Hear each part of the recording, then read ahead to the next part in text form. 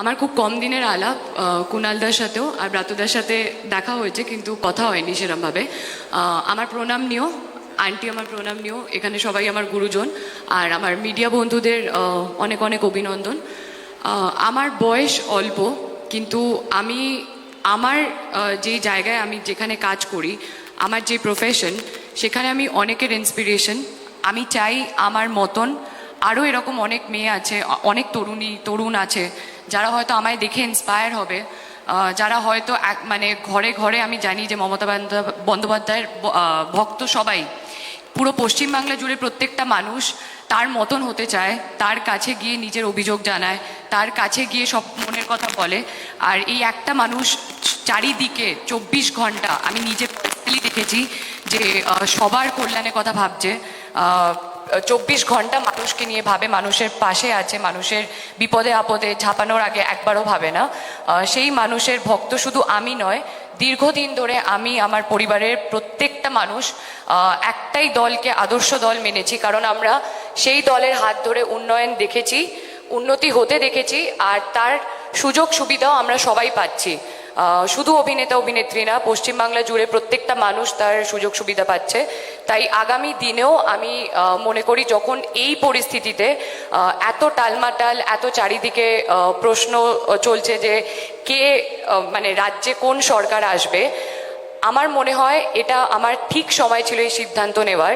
কারণ যেই দলটাকে আমি আদর্শ দল মনে করি, যাকে দেখে আমি অনুপ্রাণিত, যার দেখানো রাস্তায় আমি চলতে চাই আগামী দিনেও, তার কাণ্ডারি হওয়াটা আমার কাছে সবচেয়ে বড় সৌভাগ্যের ব্যাপার। আমাদের মাননীয় মুখ্যমন্ত্রী মমতা বন্দ্যোপাধ্যায়, মানে আমাদের সবার স্নেহের দিদি, আমাদের পাশে সারাক্ষণ ছিলেন, আছেন, থাকবেন।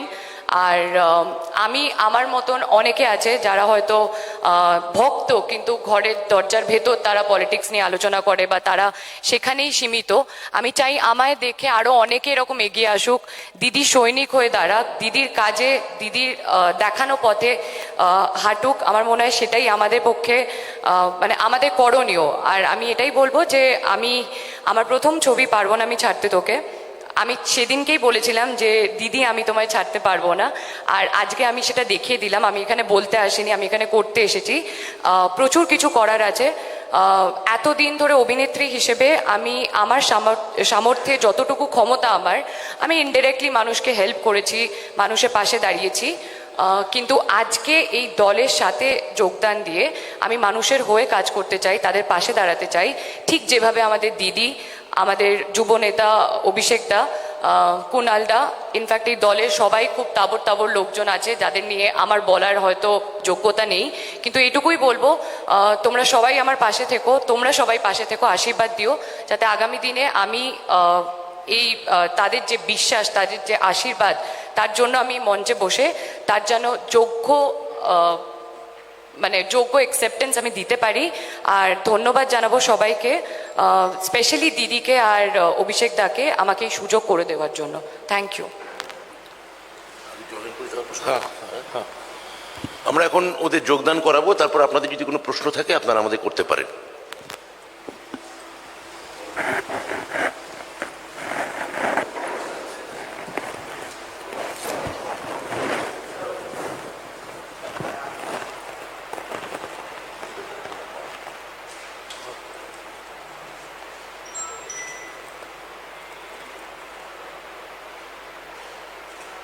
মানে তৃণমূল কংগ্রেসে আনুষ্ঠানিকভাবে এরা দুজন আজকে থেকে যুক্ত হলেন, মমতা বন্দ্যোপাধ্যায় সৈনিক হিসেবে রাজনীতিতে কাজ করবেন।